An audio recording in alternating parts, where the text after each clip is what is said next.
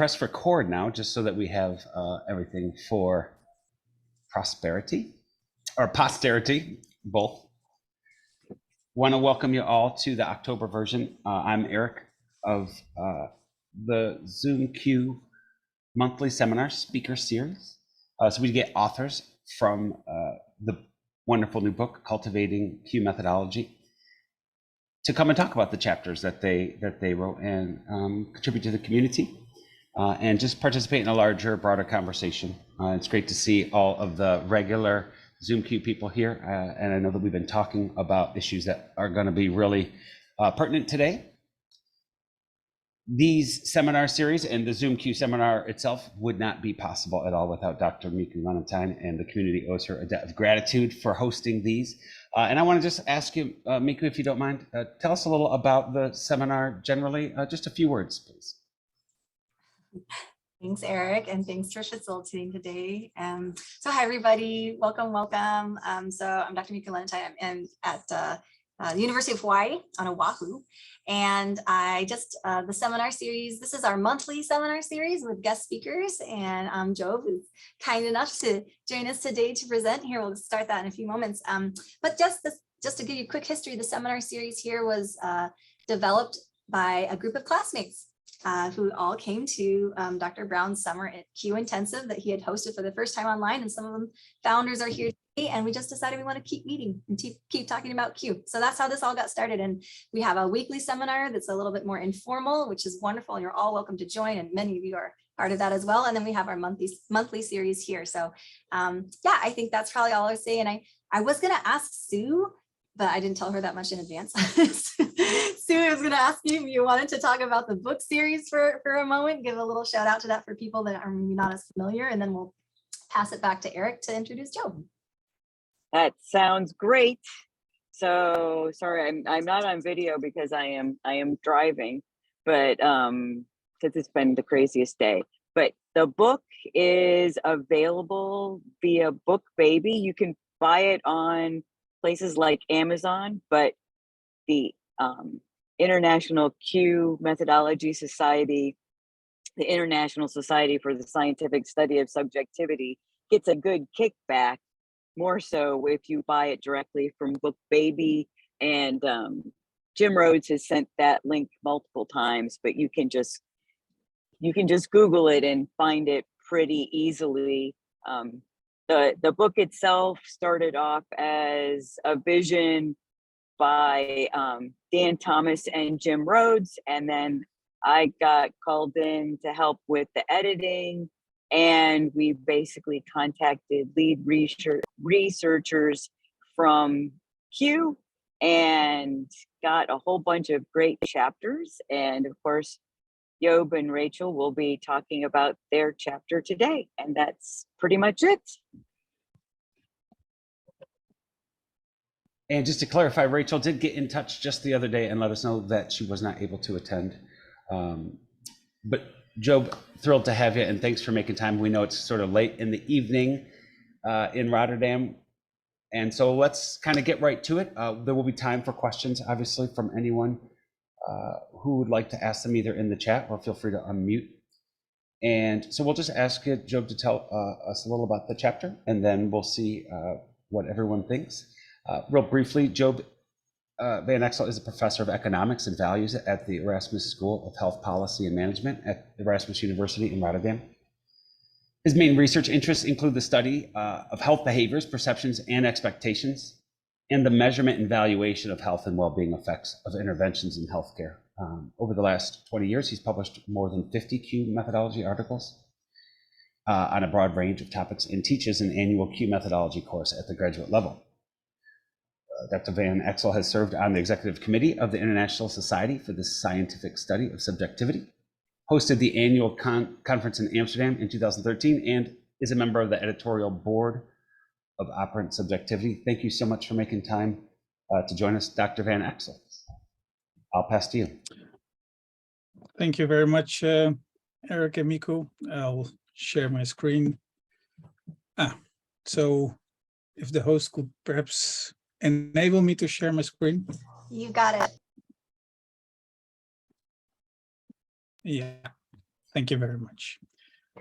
So thank you for the kind introduction. Nice to see a few friendly faces from the past, but also a lot of new faces. I haven't been to Q conferences in the past 3 years, partly for the same reasons you haven't, because of COVID, of course. But early September is my teaching period, so it is always difficult to travel, especially if it's a bit farther. But I hope to see you in person soon at some conference, probably a Q conference. So what I would like to present, and of course, thanks Sue for introducing the chapter as well. We were very happy, Rachel and I, to be invited to be part of this collection of essays honoring Stephen Brown.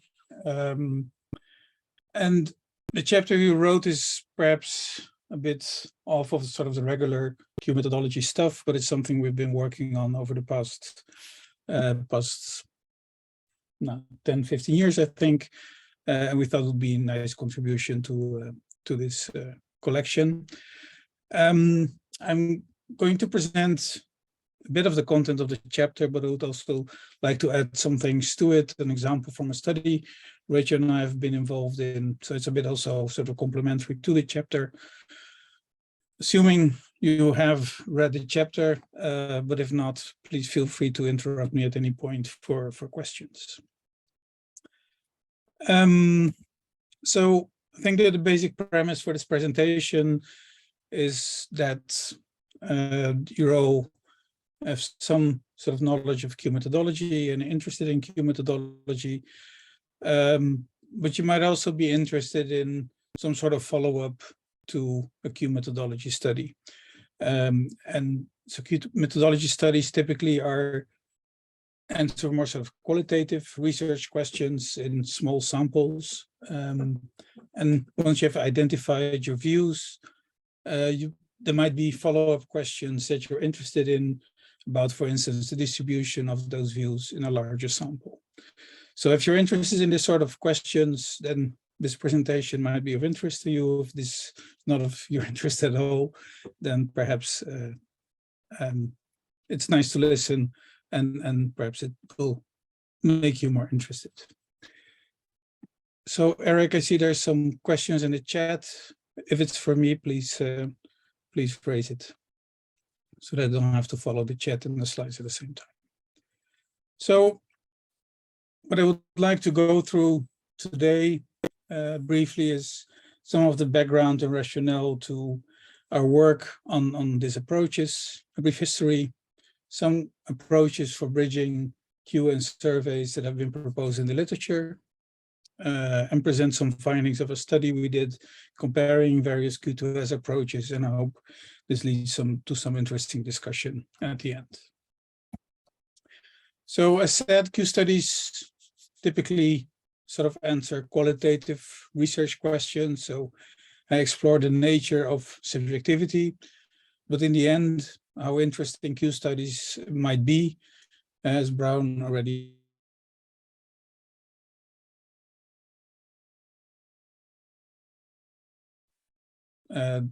the views you have found in your Q study are distributed in a population or any other more sort of measurement question, then Q is perhaps not the most appropriate approach. And therefore, it might be of interest to try and integrate what you find in your Q study into a survey and answer typical survey types of questions about measurement and distribution. So if you're interested in how common the views you have identified are in a larger population, or how these views might be associated with characteristics of individuals, or perhaps how they relate to other beliefs or people's choices and behaviors in real life, and these are typically things you can try and address in a survey. Another interesting link, I think, between Q and surveys is that you can use Q studies to design better surveys. I'll give some examples later on. So if we go back at where it perhaps all started, then actually Stevenson in the study of behavior already mentioned the possibility of designing surveys based on Q studies. So this is a racial copy of the book. But what Stevenson says is, so if needed, membership of factors can be counted. So it's not overly enthusiastic, perhaps, about the idea, but he introduced the possibility himself already in 1953. And my first sort of encounter with the possibility of taking the findings of my Q studies into a survey environment was a paper by Stephen Brown, now 20 years ago, called Q Technique and Questionnaires, and this paper was published in Operant Subjectivity. And this paper referred me to a paper by Albert Talbot. It's actually a conference paper from 1963 on the convention of the Association for Education in Journalism, where I think Ron Peck compiled a special issue on Q and surveys back in 2010, to which Rachel and I, together with Ellen Mason and late Mike Strickland, contributed a paper. And this paper sort of gave an overview of ways in which you could bridge between Q and surveys, and also gave some examples. We presented this paper, I think it was in Bethesda in 2007 at the Q conference, and it took a while to translate it into a paper and get it published in the end. And in this paper, we discuss 3 approaches, among them the Q block method and the Brown's factor index scores that are presented in these 2 papers. Of course, there have been other papers outlining these methods. One example of them is Stanton Danielson's paper. And if you're interested in sort of the pros and cons of the Q versus R discussion, whether or not Q is and surveys should be connected, and the whole discussion about that topic, I'm not going to delve into that very deeply today, but you could look at the discussion between Stephen and Stanton Danielson based on Stanton's paper, and this is all published in Field Methods back in 2009. So I think if you look at the literature, how it is at the moment, there are 3 Q2S approaches that have been applied more often. I think so. The first introduced was Talbot's Q block. Essentially, what it does is, once you've done your Q study, you identify salient statements for each factor, say 3 or 4 per factor. Next, you create blocks with 1 statement per factor. And respondents then rank these statements per block according to agreement or importance, essentially the same scale as used in the Q study. So you get small blocks. Suppose you have 3 factors, you get small blocks of 3 statements, and you're asked to rank these 3 statements. And the assumption is that if you're aligned better with factor 1, you'll give higher ranks to the statements corresponding to factor 1 in those blocks. Brown's factor index score could essentially use the same set of salient statements that you would use for Talbot's Q block, only rather than ranking them relative to each other, respondents rate each of those statements separately using a Likert scale, and again along the same scale as used in the Q study. And a later approach that I've been working on for quite a while is to step away from individual statements. The idea that in some way a collection of a subset of the statements from your Q study can be used to match people to factors in a survey. And rather than that, take the factor descriptions as a starting point, drafting short summaries of those, and ask people to what extent those short summaries align with their point of view. So I'll give examples of those approaches a bit later. All these approaches have been used in the literature before. There are quite a few examples of papers using them. I'm not presenting them all. I'm using a study that we conducted comparing these approaches to highlight them. So for now, if there are any questions about why would you try and bridge between Q and surveys, or about these approaches more technically, please feel free to ask your questions. After this, I'll just jump into the study we've done comparing these different methods. So then I'm assuming you're sort of getting along with the idea and have some basic understanding of the approach.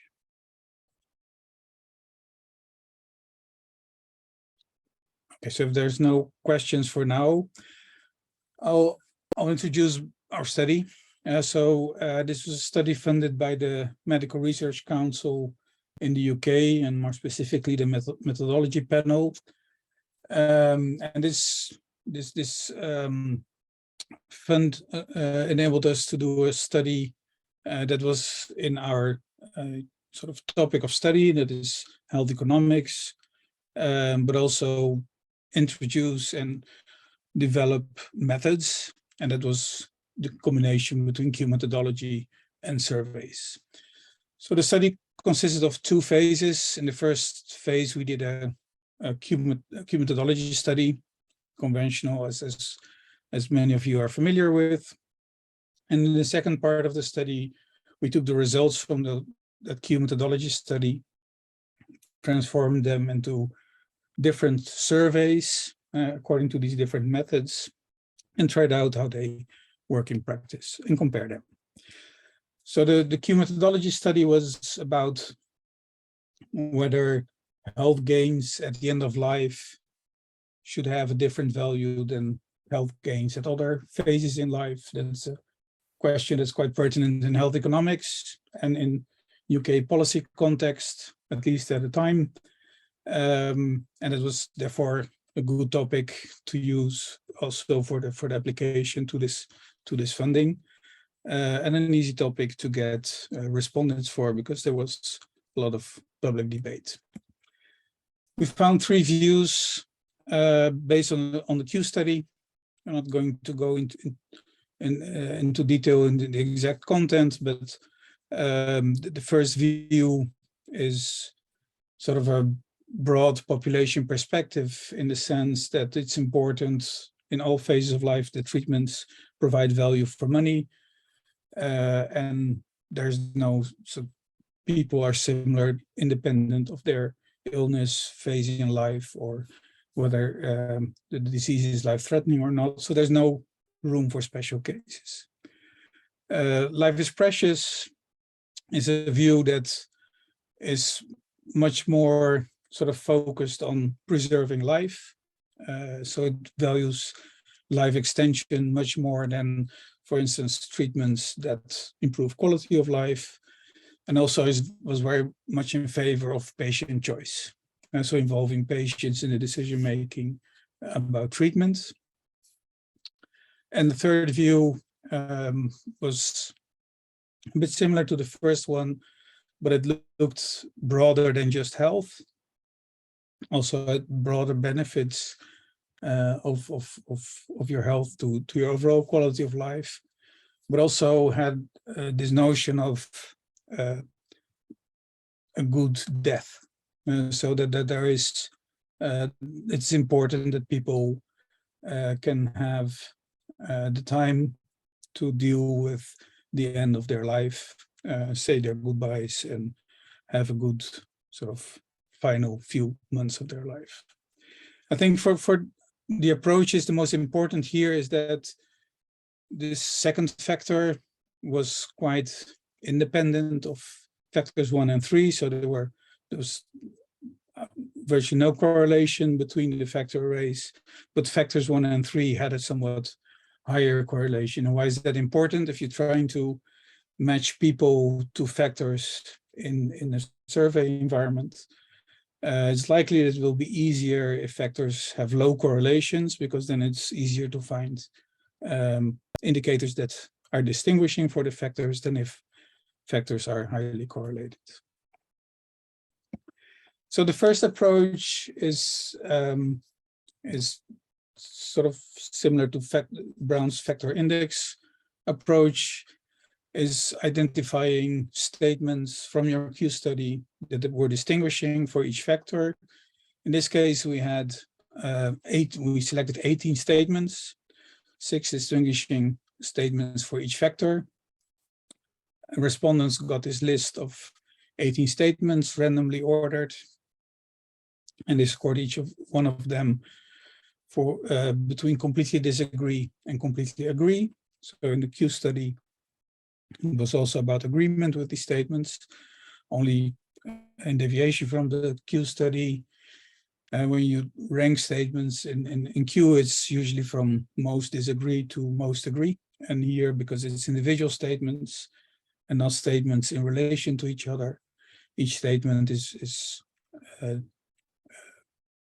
rated on a completely disagree to completely agree scale. And because statements are separate and randomized, they are rated individually and not so much in relation to each other.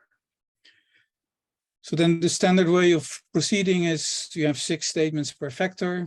You can aggregate the scores on the statement for each factor, and that can theoretically per factor range between 6 and 24. So if a respondent completely disagrees with all statements corresponding to a factor, then the score is 6 times 1. And if they completely agree with the 6 statements that correspond to a factor, then it's 6 times 7, that is 42. This is a very sort of simple scoring algorithm. You can also use Brown's factor index score, where these scores that respondents give to statements are weighted with the z-scores from the Q study. So then it's not a simple sum, but a weighted sum. Here we use the simple sum for now, and respondents are then assigned to the factor with the highest score. And if they tie on multiple factors, then they're excluded from the further analysis here. So what do we find? We find for factor 1, I remember the scores were between 6 and 42, that the average agreement was quite high. It's a bit right skewed if you see the histogram.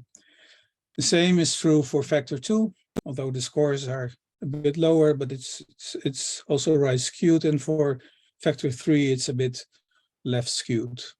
And that results, if you match people to the factor with the highest score, that almost 5% is unmatched because their scores tie between 2 or 3 factors.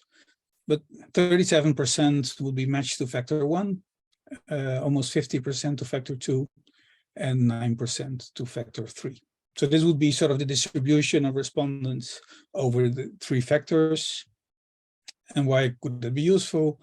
So if a policymaker is working on a policy about end-of-life care, they might be interested in knowing what the support in the population is for these different views. And these would sort of give an idea about that. The second approach is Talbot's Q-block approach. So here you design these little blocks, as you see on the screen, with one statement for each of the 3 factors. And these statements are either positively distinguishing or negatively distinguishing for each factor. And then you ask people or respondents to rank these 3 statements. So for instance, in the first block, statement 37, all human life is precious. If that's a statement that was distinguishing for factor 2, and if respondent would give that the highest rank score, then it would be an indication that this respondent aligned more with factor 2 than the others. And then you have 6 of those blocks. And respondents do 6 of those ranking exercises, small ranking exercises. And again, you can sum the scores and match people to the factor with here the lowest score, because the highest rank is 1. So if you rank the statements belonging to factor 2 highest 6 times, it's 6 times 1, the score is 6. And if you rank the statements for a factor all times the lowest, that is a score of 3, 6 times 3 is 18. I think here it's important to consider that to make it work, you have to match statements that are distinguishing at the positive side with each other and statements that are distinguishing at the negative side with each other. That's not so important for the first approach. So here we had 4 blocks of 3 statements that were at the, sort of the agree side of the distribution, and 2 blocks of statements that were on the disagree side of the distribution. So what do we find? So scores could range between 6 and 18. You see sort of almost normal distribution for factor 1, a quite strange distribution for factor 2, all scores almost equally likely, and a bit of a right skewed distribution for factor 3. So higher scores means that the statements for factor 3 more often got rank 3, and so the lowest rank. So there's an indication that factor 3 would be least preferred in this sample. And this figure shows that. So here 10%, it's a bit higher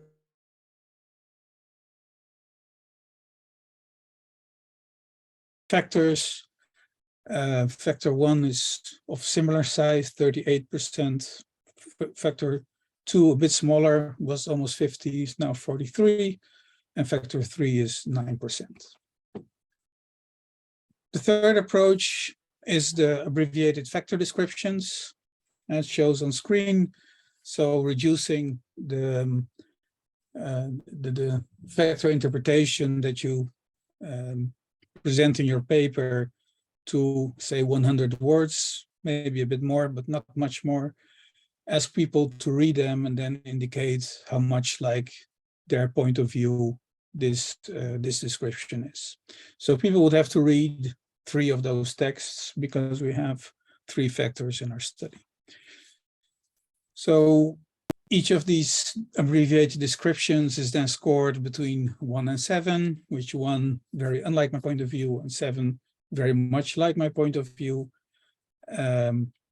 And that means that for each factor you have a score between 1 and 7. And for this approach, it is easier to untie in case of equal highest scores, because you then can show the 2 abbreviated stories again and ask them to resolve the tie. So what do we find here? So generally people agree quite a lot with factor 1,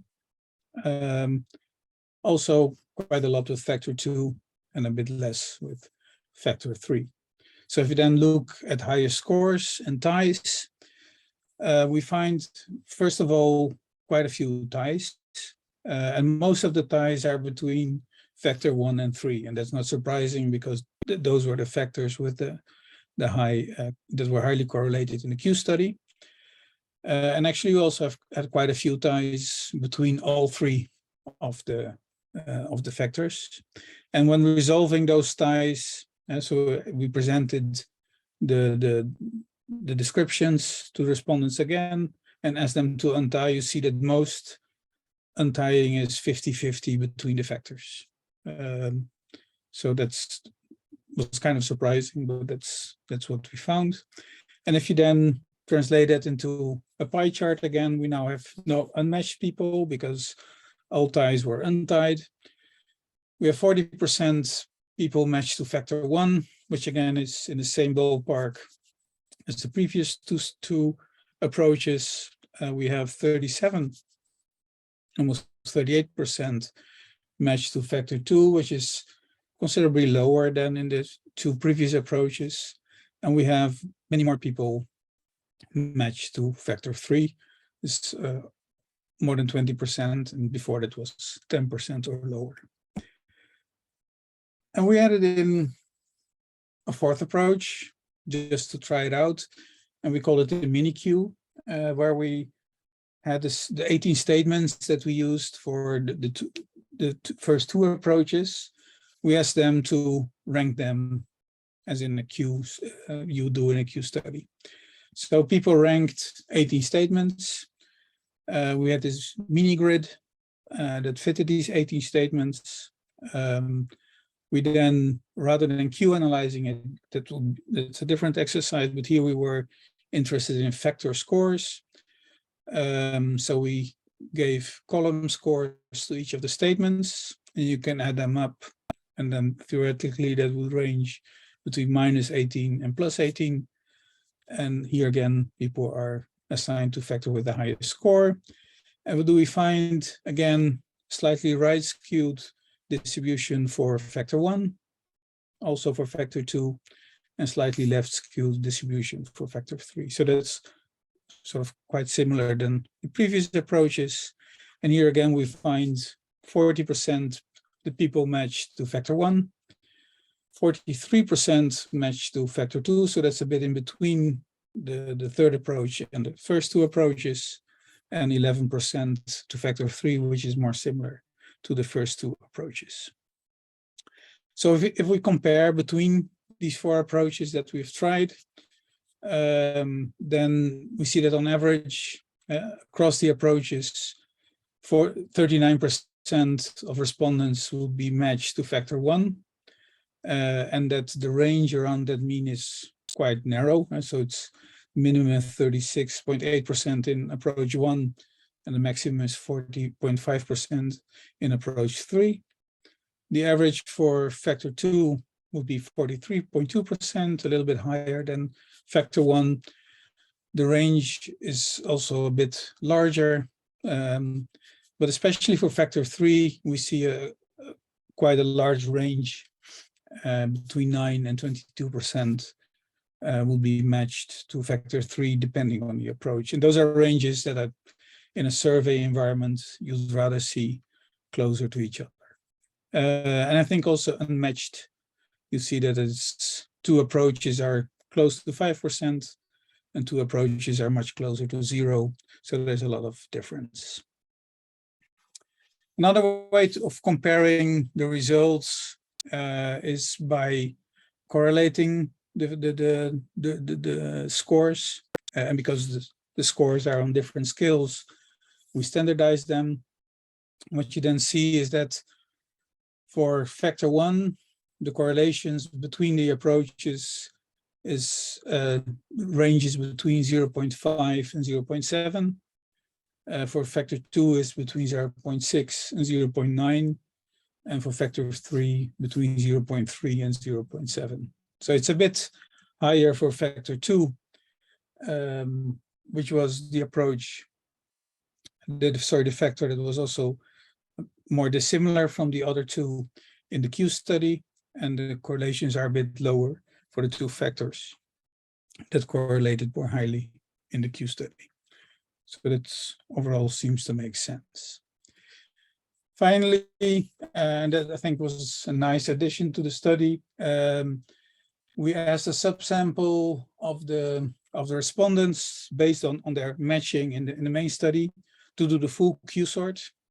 And so the full Q study, 1 week after they had participated in the survey, and we compared their Q sorts with their survey responses.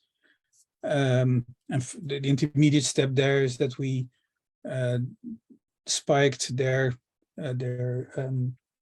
Q sorts with the original factors. So first we computed the correlation of their Q sorts with the factors from the Q study, and those correlations we compared with the scores from the survey.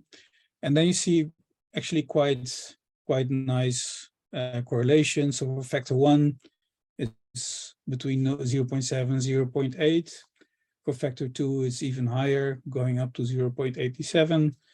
And for factor 3, it's a bit lower, but still between 0.6 and 0.8.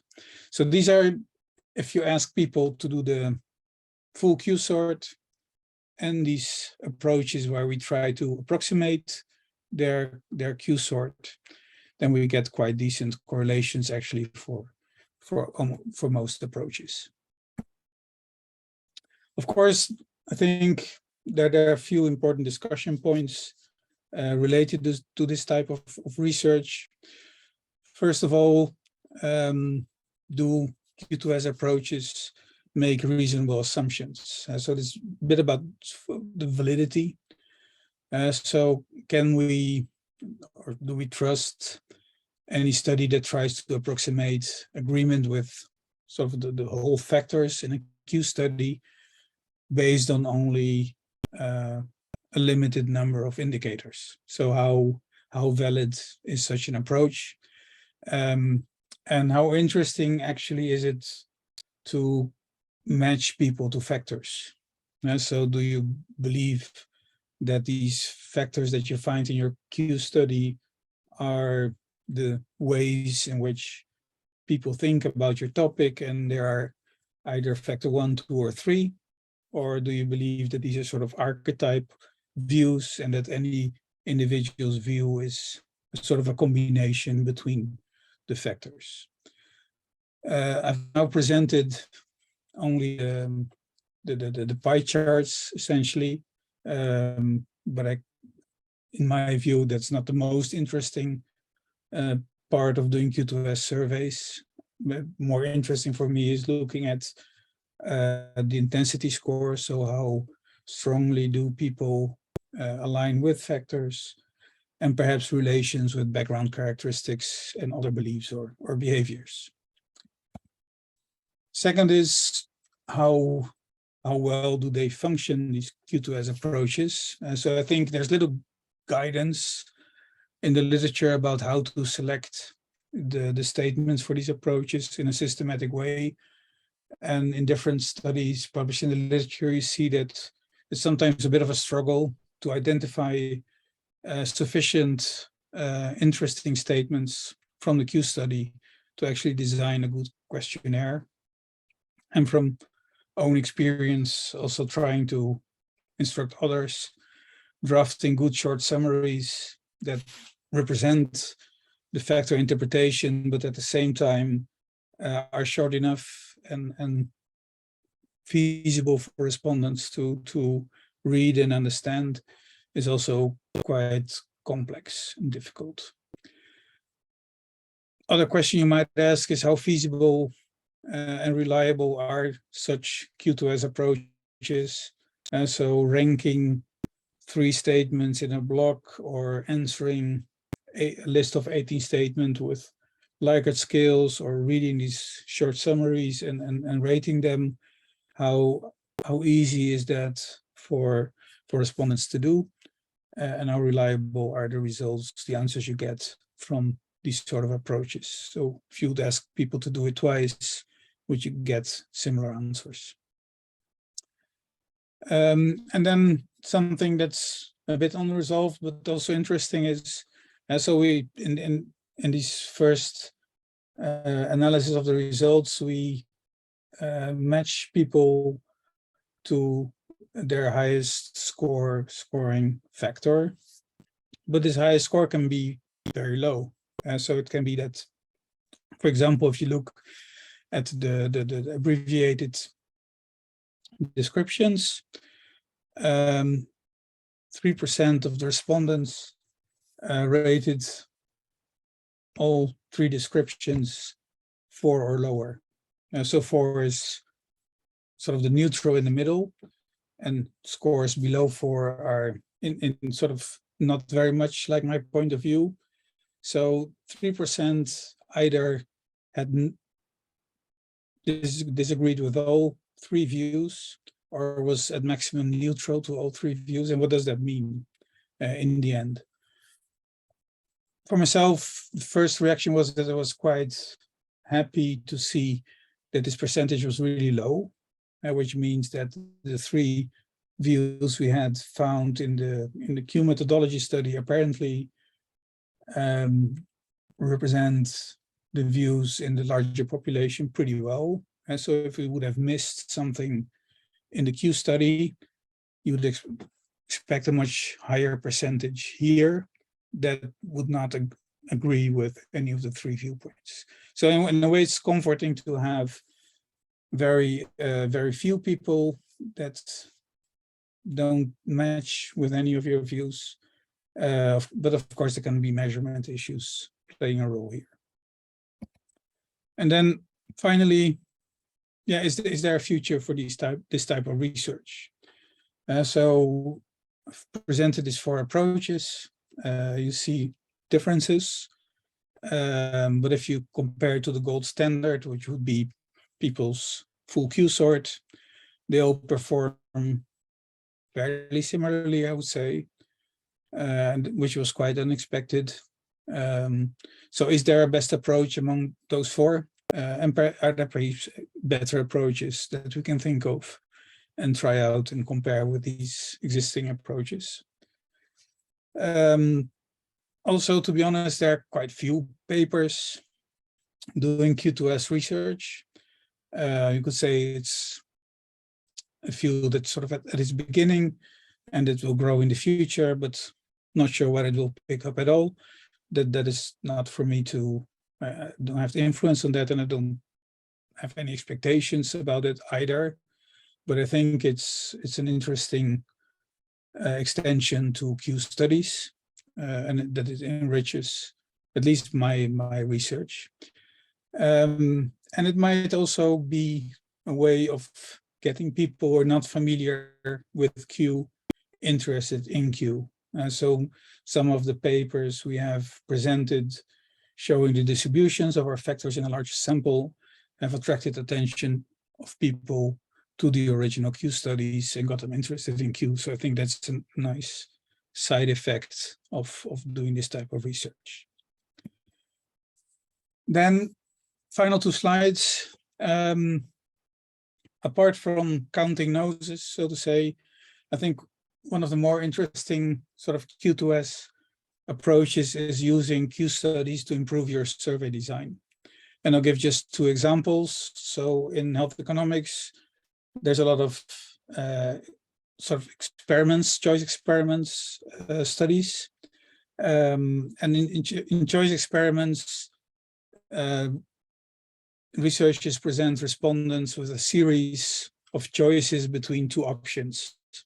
And these options are described by different characteristics, which you see in the left column. And for each situation, these characteristics get a level. So in this case, it was about things that people look into when they choose a healthcare provider for, in this case, patients with neartrosis, chronic depression, or Alzheimer's. This is an example for neartrosis. So people were presented with different A and B, or essentially different healthcare providers. So which one would you choose based on their experience, whether they were recommended, the travel distance to hospital, the type of hospital, and so on. Usually the characteristics that are used in these sort of choice experiments come from literature or interviews with respondents. In this case, we conducted 3 Q studies in these 3 populations where we presented them with a broad array of characteristics of providers and asked them what for them was most important in choosing a healthcare provider. And we found 2 factors in each of these 3 disease groups, and we used what was sort of most important for in each of those factors to design the experiment per disease area. So here, this is a way in which you can use sort of the richness of Q to design better choice experiments in a survey. And a second example is we did a Q study among older people, asking about what was important to them for a good life. Essentially, how would you define well-being? And in this study, we find 5 views on well-being. Health, financial security, and a life partner was factor 1. Family support and physical functioning was factor 2. Autonomy, mental health, and helping others, factor 3, and 2 other factors. And each of those factors highlighted a number of related issues that were important to older people for having a good life. And we use the results of this Q study to design a measure for well-being of older people. And based on the Q study, we identified 9 items for that measure. You see them on the left in this graph. So physical health, mental health, social contacts, and so on. And in this measure, older people can score their status on each of these 9 items as being excellent, good, fair, poor, or bad. And this gives a good measure of how people are doing. And this measure is used for evaluating interventions in elderly care. A nice side feature of sort of the validation study we've done is that we asked people how important each of those 9 items that we had identified based on the Q study were for their well-being. And across the board, we find that all these 9 items were considered important.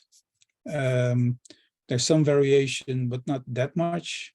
And especially most of the 5 factors in the Q study had physical and mental health in them, making ends meet, which is financial, and their living situation. And you see that coming back as very important for most people. And we had separate factors, for instance, for autonomy and resilience. And these also come back as important, but there's a little bit more variation there. But more important is we also asked whether people missed anything that is important to their well-being from this list of 9 items. And we didn't get anything back that was not covered essentially already by these 9 items. So again, here it is sort of a cross-validation that the Q methodology study provides a very rich view of what is important to people for a good life, to other people for a good life. Based on that, we design a survey, and when you then implement that survey, apparently it's a valid survey for the target group where you also did the Q study. So that was it for me for now. So I hope there are questions so we can have a discussion about the merits of doing Q2S.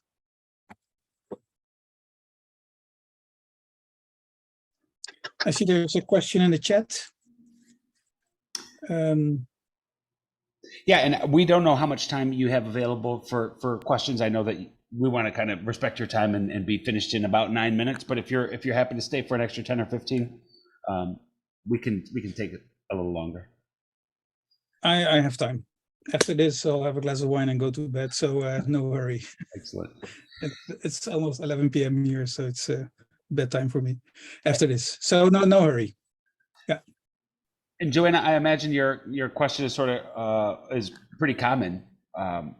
As I was having a similar thought, do you want to sort of frame it off mute? Sure, I can do that. I'm recovering from strep, which some of you might remember from last week, but I finally kind of have a voice back. And I'm partially asking this question in the context of having spent this week presenting on Q to a number of DBA and some PhD students, and having PhD students come to it, having already done beautiful surveys saying, oh, I could add Q on top, right? Maybe I'll add a little piece of Q to my doctoral study. And trying to kind of work through with them how it is a method that can stand alone. And so I'm thinking about the reverse issue of then doing Q to surveys and saying, does it then diminish the work being done to try and help others who maybe are coming from different perspectives understand that it is a standalone method? If we add these pieces, how should we add these pieces, or how should at least we explain that we're adding these pieces? And then I guess the really key question for me is what is lost in translating it? Not saying that it's not okay to lose some things, because I think the questions of scale are really important, and what you're learning in terms of scale are valuable. But to maybe sit for a minute to know what's being lost when it gets translated. Yeah, so interesting question, and there are a few things going through my mind. So I think the answer to this question perhaps also depends what type of researcher you are. So I'm a quantitatively oriented researcher. So I think for me, Q would be most important always sort of at the initial phases of my research, exploring the field and trying to understand what is important in this topic that I'm studying. But if you're perhaps a qualitative researcher, it might also be very interesting as a method to bring together your materials more at the end of your exploration, and trying to bring some other type of structure to what you've learned during your different types of qualitative research. And yes, whether you do it at the beginning or at the end, and if you do it at the beginning and follow up with surveys, or you do it first, you do a lot of qualitative research and follow up with Q, you always lose something, but you do it because you also win something. So there's a trade-off. You ask yourself a different question for which you need a different method. So talking from my quantitative perspective, I could do a Q study perhaps in a few hundred people. And then it would help me to count noses, and it would help me to relate it to the characteristics of people. But the question is whether it's a very efficient use of the time of respondents and a very efficient use of the method, and whether you could not do better work by doing a good Q study in a smaller sample, followed by a good survey in a larger sample. So sometimes it's not the best option to try to do everything using one approach, but using each approach for what is meant to do. And so do good studies with the approach for what it's meant, and then trying to connect the findings from these studies.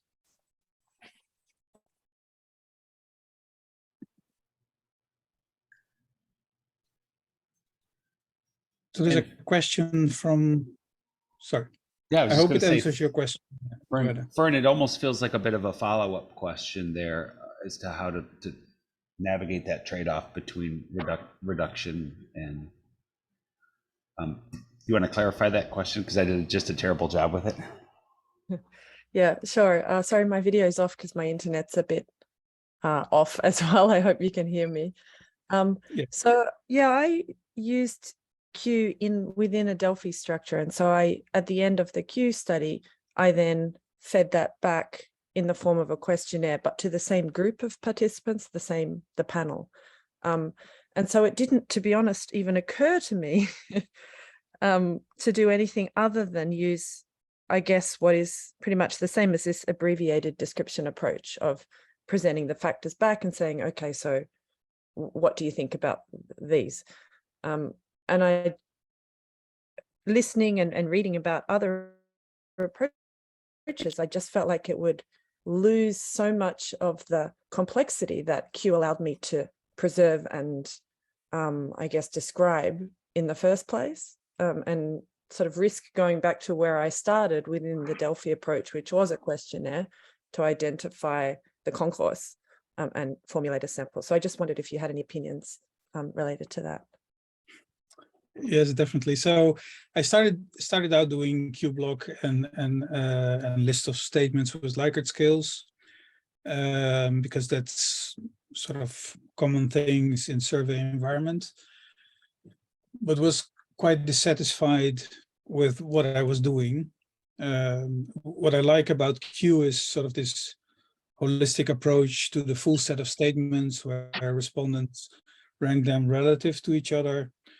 And I wondered whether it made much sense taking a subset of those statements out of the full set and then trying, actually assuming that there's any exercise, ranking or rating you would do in a survey would actually be a good approximation of factor membership.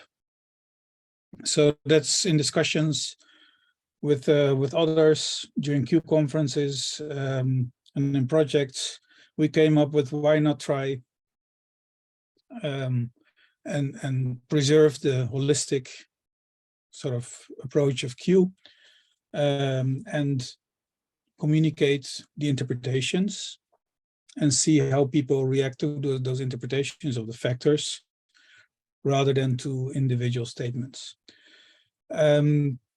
Myself, in recent studies, I always use the abbreviated descriptions because for me, it's much closer to Q methodology in the way I see it having value. But it's not an easy approach, neither for the researcher nor for the respondent. So if you have 5 factors and people have to read 5 times 100, 120 words, that's a lot of text. And if you do it online or you have a survey with people who perhaps have low level of education or short attention span or whatever, then it might just not be feasible.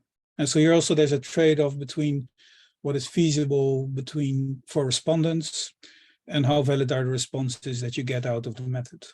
So ideally, I would try and stay close to the Q study and do Q studies. But if I want to see how the support is in a larger group, my inclination would be to use the abbreviated stories, but it's not always possible, just because it takes up a lot of survey time. And I feel like that actually transitions pretty nicely into Gareth's question. And Gareth, I don't know if you feel like unmuting and getting maybe to the other ones, but that first one about what is the value addition to Q2S? Is it about knowing the greater distribution in larger population? Gareth, do you want to jump in? I mean, particularly that study that you used on the UK population. I couldn't quite. I'm not a health economist, but medical ethics doesn't feel like something that lends itself to democratic distribution. So I didn't quite get that particular thing. Whereas I think there's other things that are. So the well-being studies, and I know Willem, who I believe you know, and others, and the work that was done from, say, human development perspective on well-being. Yes, of course, distribution of views of well-being and things. I think there is some valid there. So I wasn't quite sure on that. And the other two were questions I formulated before you then went on to those extra bits that said, well, there's that 3% who didn't quite there, and then there's the second bit was I was quite interested in, certainly if you're wanting to test those methods, could you not actually do a full census and then test against that census, say 1,000 people or something, if you've got funding for a significant study? Yeah, so let me start with the first one. So yeah, sure, I think that there are types of research that does not lend itself to surveys, but still, I'm not sure what your experience is, but when I present the findings of a Q methodology study to non-Q people, the question I usually get is, and now what? So I know there are these 4 views. What can I do with that? So how a policymaker might ask, so among my constituents, which views are the most important? So whether it is a healthcare professional or a policymaker or just other researchers, that's the question I often get. So very nice study, very interesting, very insightful. Didn't know the method, really like it. But what's next? And that's probably because I'm in a quantitative field. But this was next question motivated me to try and add value to the Q studies I did by trying to bridge to surveys.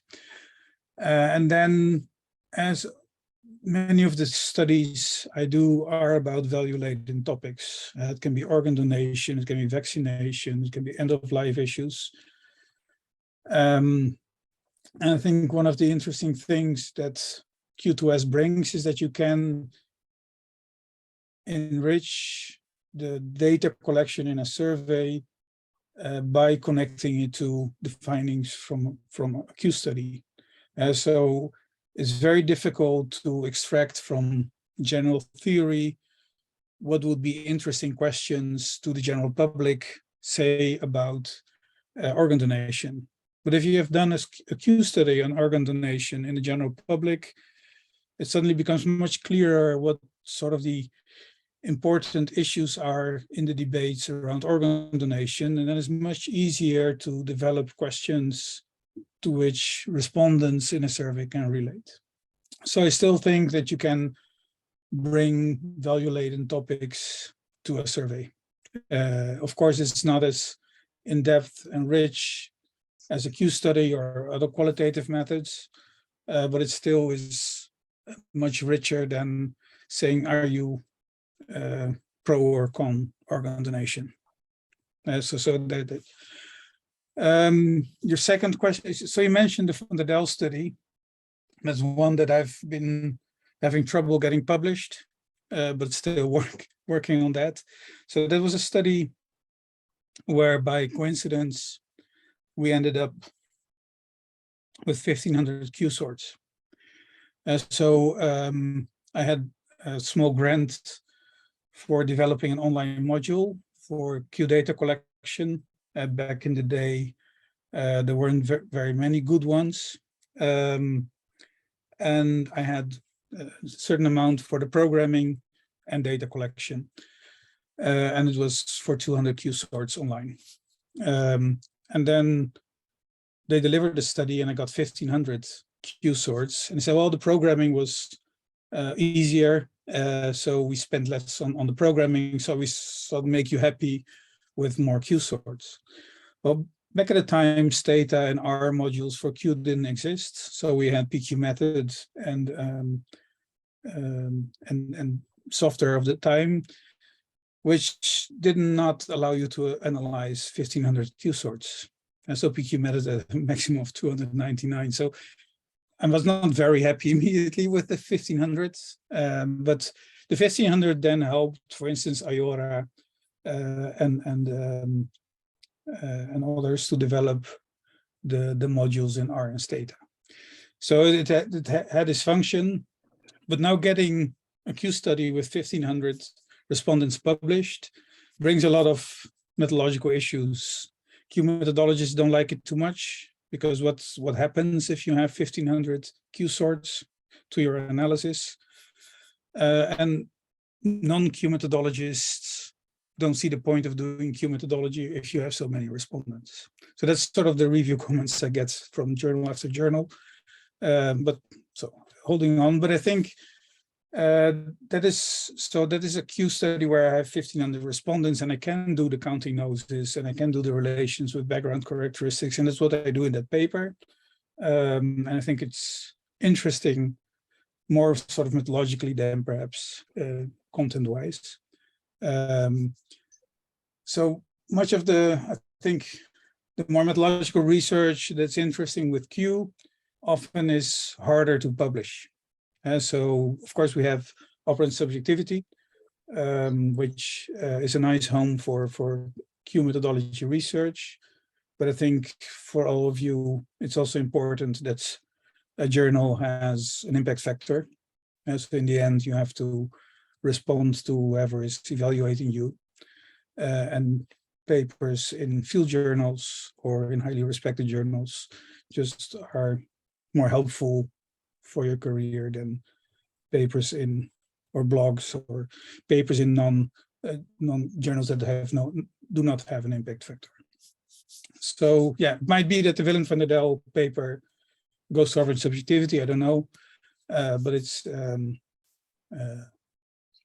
yeah, it's. I think for many more methodological studies, I have two other papers that have been going around. It's difficult to find out for methodological research on Q other than operant subjectivity, of course. So it's a very long answer. I'm not sure I dealt with all the points. The chat has sort of moved on already, but please remind me if I forgot something.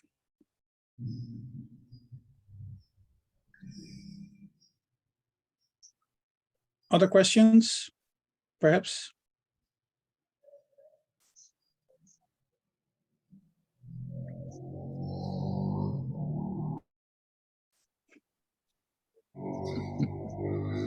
Not a question, just a comment. Like, it's very refreshing because I know this is something that we talk about in the Zoom Q seminars, just to hear about that tension and trade-off when you're preparing for an audience of Q methodologists and when you're preparing for an IRB or someone who may be more less familiar with Q. So thanks for sharing some of those struggles as well. That gives me some hope. Yeah, I think there's some very basic things that I changed over time. So I rarely use Q sample and P set, for instance, in my papers. This is very familiar jargon if you present your studies to a Q audience, but it immediately places the method in sort of a strange corner if you send your paper to a field journal. So I think it's always important to think of who's your audience and how do I service my audience the best and make my paper most interesting and most acceptable for the people I'm trying to speak to. And then using the language, like we in Q, we'll try to formulate the statements in the language of the people we're going to interview. In writing, you also have to use the language of your intended readers. So I moved away from Q jargon for most of my studies, trying to make Q more acceptable for sort of general journals in my field. And I think that helps in the end. If you can share any examples where you think you've really managed to hit that, that'd be great. Sorry, I didn't get that question. If you could share any examples of non-Q specialist journals where you've been able to publish a paper in that way, that'd be fantastic. Yeah, so I think I've published Q papers in a lot of different journals. It's in the review process, and especially say 10 years ago, that you get negative feedback comments. I never heard of this method. What is a Q sample? Why is it called a P set? Why are you using these terms that I don't know? And if I try to understand, I think it's fairly common to terms I do know, like just your participants or your statement set. So by presenting these very basic things that you use a lot in your Q studies in terminology that is more common to researchers using other methods, it makes your papers more acceptable. Especially P set and Q sample seems to be very confusing sometimes. And you see a lot of people using Q set as well, where I think it should be Q sample, but it's it's jargon essentially that we share among Q methodologists, and it's fine at Q conferences and in Q courses. And I think it's good to learn because it's good to understand why it's Q sample and P set. But in the end, once you understand the method, and it's true for any method, once you go and communicate your findings, it always has to be in a way that it speaks to your audience, and whether that's colleagues, whether it's policymakers, whether it's lay people, you always adapt the way you communicate, or at least should adapt to your audience. I see a hand. Yeah, it was just a comment that I think is so interesting. From as a qualitative researcher working in an action research session, sort of milieu, right? Trying to describe what I do, I use very little of that language, but encapsulate it mostly in the experience that people have sorting their statements, right? Or that my participants or that the community members engaged in. Right. So the language, once it takes on those other layers, there are pseudonyms almost, right? Like you were saying, for every field journal, there's language that can be used to describe what we're saying, that may not make sense necessarily to like Q people, but they would make sense to the audience that's reading it. So I'm mostly narrating my own thoughts and reflection to what you're saying, because I think it's so helpful to think about how we position what we're doing. Yeah, I think that's important. And what I also always try to do, especially with colleagues, is give them a set of statements to sort. And so if they want to understand Q methodology, the best way is to give them one of your studies and as a participant. And I have so topics like well-being, organ donation, or whatever. Those are very simple, sort of very accessible topics for everyone in a way.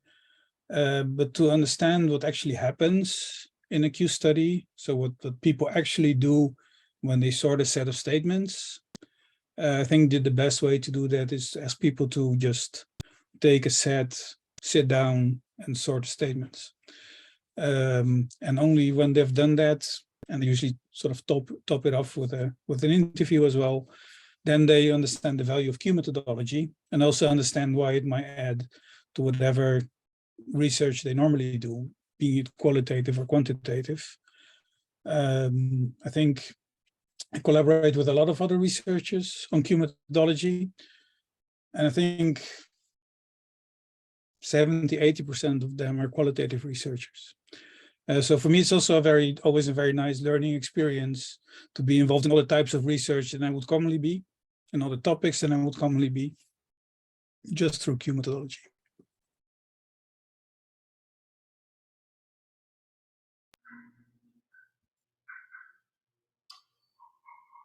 Anything else for Dr. Van Exel?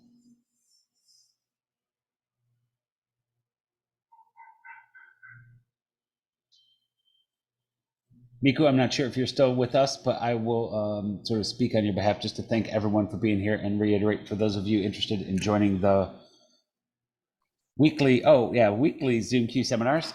She did put the link in the chat, so feel free to join us. Job, thank you so much for sharing your work with us. It was really helpful. I know really pertinent for those conversations that we have every Monday, which are so helpful for us. So thank you for sharing your time, and enjoy that glass of wine. Yeah, well, thank you very much for inviting me and for bearing with me for so long, 1 hour and 15. And if at any future occasion you think it would be helpful to join one of your discussions, please contact me. I'm not always available to just pop in on weekly seminars, but always willing to jump in if it could be helpful. Always interesting. Thank you very much, and well, have a good rest of the day for some of you, and good night for others. And I hope to see you soon in person. Thank you all, and we'll post a copy of the recording as soon as we get it. So thank you all so much, and we look forward to seeing you soon. Thank you so much. Thank you. Bye-bye. Bye all. Bye. Thank you.